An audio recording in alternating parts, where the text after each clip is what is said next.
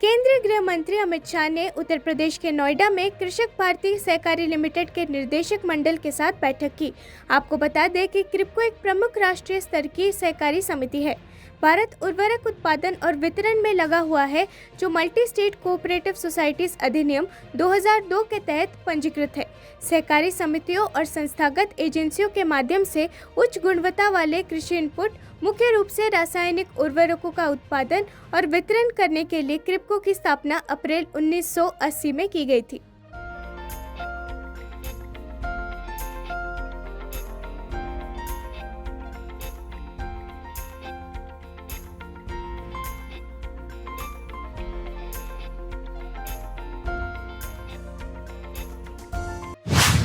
केंद्रीय रेल मंत्री अश्विनी वैष्णव ने आज बेंगलुरु में 3D प्रिंटिंग तकनीक से निर्मित भारत के पहले डाकघर का उद्घाटन किया।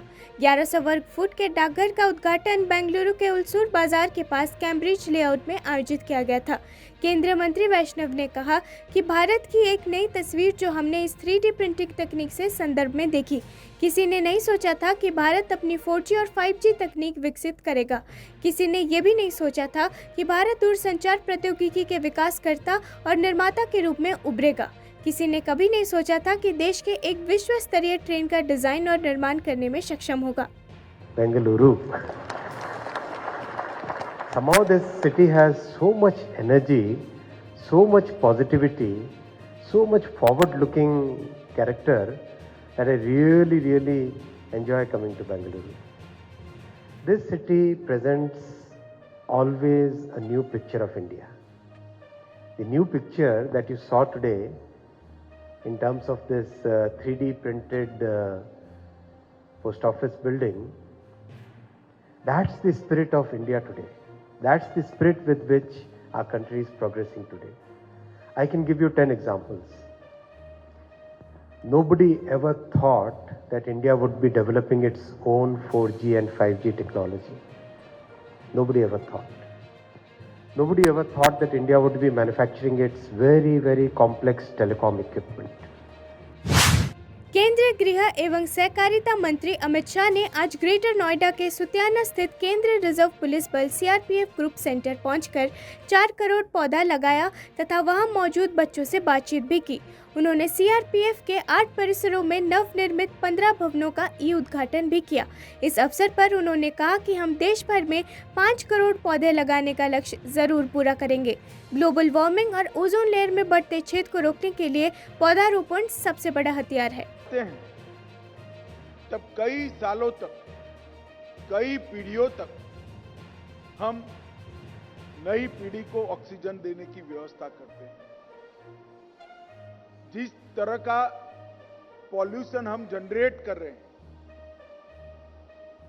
इससे ओजोन के लेयर में छेद निर्मित हो रहा है और ओजोन के लेयर में छेद निर्मित जो हो रहा है वो बहुत बड़े होने के बाद ये पृथ्वी सूर्य के किरणों को सीधा झेल नहीं पाती और जो उष्णतामान, जो तापमान बढ़ेगा वो पृथ्वी को मानव जीवन के लिए सुरक्षित नहीं रखेगा। उसको बचाने का एकमात्र रास्ता है कि हम ज्यादा से ज्यादा वृक्ष बोए।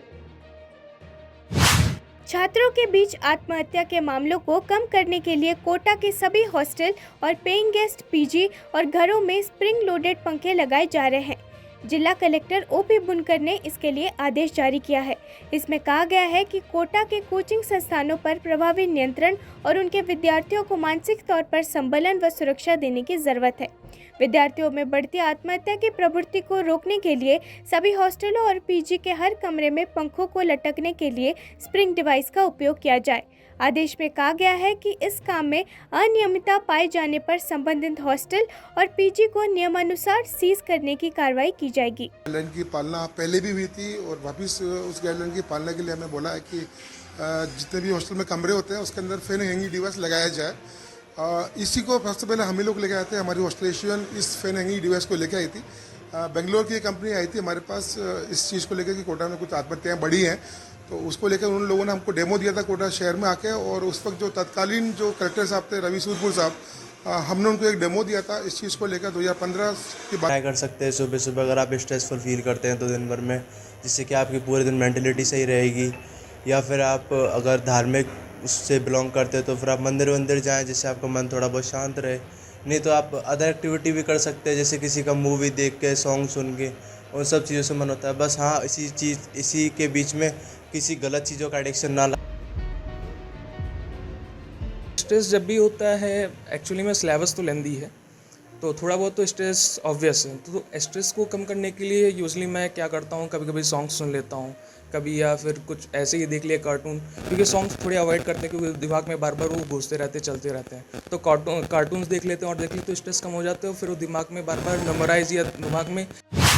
मध्य प्रदेश कांग्रेस के अध्यक्ष और पूर्व मुख्यमंत्री कमलनाथ ने भोपाल में एक संवाददाता सम्मेलन मध्य प्रदेश सरकार पर निशाना साधा और आरोप लगाया कि भाजपा शासित राज्य में भ्रष्टाचार मुख्य मुद्दा है। उन्होंने कहा, भ्रष्टाचार राज्य का मुख्य मुद्दा है, इसलिए राज्य में कोई निवेश नहीं है। काम पाने के लिए लोगों से पैसे मांगे जाते हैं। राज्य में भ्रष्टाचार कोई नई बात नहीं है। यदि हम किसी गाँव, कस्बे या जिले में जाते हैं तो हमें अलग अलग बातें सुनने को मिलती है, जिससे आज पूरा प्रदेश पीड़ित है। ये असली मुद्दा है प्रदेश का, और यही मुद्दा है क्योंकि कोई इन्वेस्टमेंट नहीं आता आपके प्रदेश में।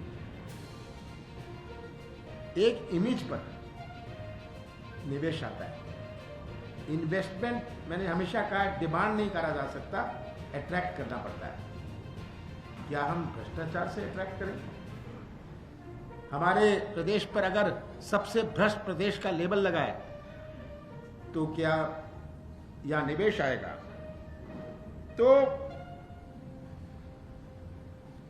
ये आज मैं मानता हूं सबसे बड़ी समस्या, बेरोजगारी बड़ी समस्या है, हमारी आर्थिक गतिविधि बहुत बड़ी समस्या है कि कैसे घटती हुई आज हमारी आर्थिक इकोनॉमिक एक्टिविटी है, आर्थिक गतिविधि है। तो किराने की दुकान में जाओ, वो तरसते, किसी दुकान में जाओ, वो किसी और चीज से तरसते।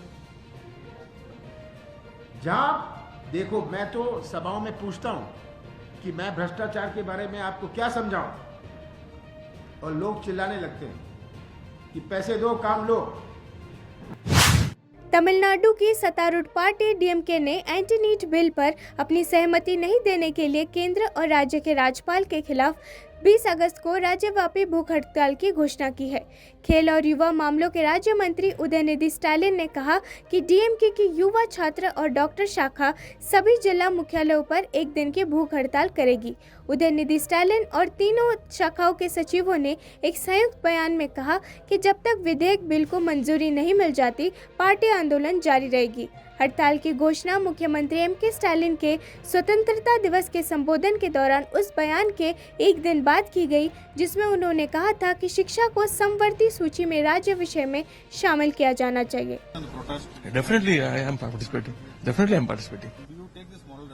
I am taking moral responsibility. Everybody in Tamil Nadu has to take moral responsibility because we stand by the students, and we have been asking for this ban of NEET for almost 5-6 years now, and we have lost around 20 students, and we have been family has also been we have lost in this NEET. So everybody has to take responsibility. Himachal Pradesh के मुख्यमंत्री सुखविंदर सिंह सुक्खू ने ANI से बात करते हुए कहा कि सरकार भूस्खलन के कारण क्षतिग्रस्त हुई सड़कों को ठीक करने और किसी भी तरह की जान माल की हानि को रोकने की कोशिश कर रही है। उन्होंने कहा, सरकार ये सुनिश्चित करने की पूरी कोशिश कर रही है कि आगे कोई जाने ना जाए, सड़कें बहाल हो जाएं। हम अधिकांश लिंक सड़कों को आवागमन योग्य बनाने का प्रयास कर रहे हैं। सीएम ने कहा कि इस समय हिमाचल प्रदेश एक बड़ी समस्या का सामना कर रहा है। हिमाचल प्रदेश पिछले 1 महीने से भारी बारिश के कारण हुए भूस्खलन के कारण संकट का सामना कर रहा है। इससे जान माल को काफी नुकसान पहुंचा हुआ है। और मेजॉरिटी रोड्स को, लिंक रोड्स को हम खोलने की कोशिश कर रहे हैं ताकि बागवान का सेब मंडियों तक पहुंचे। सर, ये जानना चाहेंगे, अनुराग ठाकुर कह रहे हैं कि हिमाचल में जो मंत्री हैं, नेता हैं, अलग अलग बयान दे रहे हैं, जो उनका फोकस मैं हिमाचल से चुने हुए सारे चारों सांसदों से ये पूछना चाहता हूँ कि इस राज्य में इतनी बड़ी आपदा आई है और पार्लियामेंट सेशन लगा है। आप राजनीति करने की बजाय वहाँ से हमें अंतरिम मदद बनाने के लिए आज तक क्यों नहीं मिले? हालांकि जेपी नड्डा जी ने हमेशा फ़ोन करके पूछा है। पिछली बारी आपदा में उनका भी अनुराग जी का भी फ़ोन आया था, लेकिन आज तक चारों सांसद इकट्ठे होकर तो मिल नहीं पाए कि राज्य में आपदा है, अंतरिम राहत की पहली किस्त दो। बिहार के अररिया जिले में कुछ अज्ञात बदमाशों ने आज दिन दहाड़े पत्रकार को उसके घर पर कथित तौर पर गोली मारकर हत्या कर दी है। मृतक की पहचान विमल कुमार यादव के रूप में की गई है। गोली लगने के बाद उन्हें अस्पताल में भर्ती करवाया गया, जहां उन्हें मृत घोषित कर दिया गया है। मुख्यमंत्री नीतीश कुमार ने दुख जताते हुए कहा कि ये एक दुर्भाग्यपूर्ण घटना है। मैंने अधिकारियों को इस पर गौर करने को कहा है।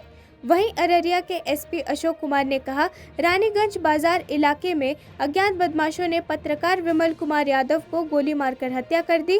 पोस्टमार्टम चल रहा है। डॉग स्क्वाड को हत्यास्थल पर बुलाया गया है और अपराधियों की गिरफ्तारी की कोशिश की जा रही है और अभी जांच जारी है।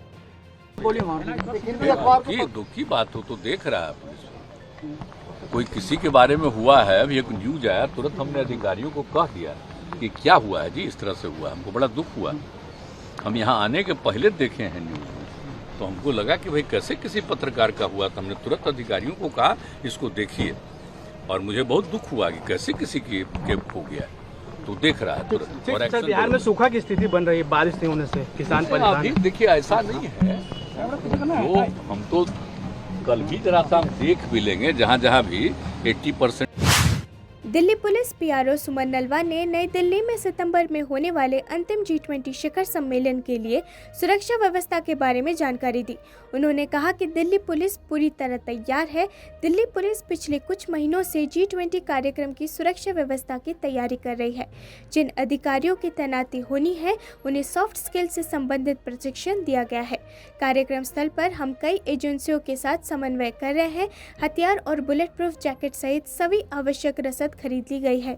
हम इस कार्यक्रम की मेजबानी के लिए तैयार हैं और इसे सफलतापूर्वक आयोजित किया जाएगा। 41 राष्ट्राध्यक्ष भारत दौरे पर आ रहे हैं और उन्हें प्रतिनिधि और अंतर्राष्ट्रीय संगठन भी होंगे, इसलिए यातायात प्रबंधन के लिए विस्तृत योजना बनाई जा रही है। ये दिल्ली पुलिस के लिए सौभाग्य और सम्मान की बात है कि हम इतने बड़े आयोजन की सुरक्षा के लिए जिम्मेदार हैं। प्लेस ऑफ वेन्यू है, उसके ऊपर भी मल्टीपल एजेंसीज के साथ कोऑर्डिनेशन जारी है कि कैसे हमने समन्वय बनवा के एक बहुत ही अच्छा प्रोग्राम करवाना है। और वो भी एक कॉन्टीन्यूस एक्सरसाइज है जो बहुत महीनों से चल रही है। अगर हम लॉजिस्टिक्स की बात करें तो अगेन, क्योंकि हमें पता ही था कि ये प्रोग्राम होने वाला है, तो बहुत महीने पहले ही इसके ऊपर भी हमारी एक्सरसाइज एक्सटेंसिव चली है। और जो भी हमारी लॉजिस्टिक रिक्वायरमेंट्स हैं, चाहे वो वेपन्स की हों, बुलेट प्रूफ जैकेट्स की हों, DFMDs की हों, एक्सरे मशीन्स की हों, तो इन सब को हमने प्रोक्योर किया है और हम बिल्कुल अब प्रिपेयर्ड हैं। प्रधानमंत्री नरेंद्र मोदी ने आज दमन और दीव में क्षेत्रीय पंचायती राज परिषद को वीडियो कॉन्फ्रेंसिंग के जरिए संबोधित किया। इस कार्यक्रम में आए बीजेपी कार्यकर्ताओं से प्रधानमंत्री मोदी ने कहा, हम संगठन में विश्वास करते हैं, हम संस्कारों में विश्वास करते हैं, हम समर्पण में विश्वास करते हैं और हम सामूहिकता के मूल्यों के साथ सामूहिक जिम्मेदारी के साथ आगे बढ़ते हैं और जो जिम्मेदारी मिले उसके लिए निरंतर अपनी योग्यता और अपना कौशल बढ़ाते जाएं। क्षेत्रीय पंचायती राज परिषद कार्यक्रम में गुजरात, महाराष्ट्र, मध्य प्रदेश, छत्तीसगढ़, गोवा और दमन और दीव से बीजेपी कार्यकर्ता शामिल हुए। कुछ शक्ति है, वो उसका कार्यकर्ता है, और कार्यकर्ता एक ऐसा पद है जो कभी भी एक्स नहीं होता है। वो जीवन भर हमारे साथ रहता है। और हमारी एक विशेषता जनसंघ के काल से रही है। हमारे जो वरिष्ठ जन रहे हैं, उन्होंने हमेशा अभ्यास वर्ग को बहुत ही महत्व दिया। हम संगठन का काम करते थे, तब भी बार बार ट्रेनिंग, अभ्यास वर्ग चलते रहते थे, क्योंकि हम संगठन में विश्वास करते हैं, हम संस्कारों में विश्वास करते हैं, हम समर्पण में विश्वास करते हैं और हम एक सामूहिकता के संस्कारों के साथ सामूहिक जिम्मेवारी के साथ आगे बढ़ें और जो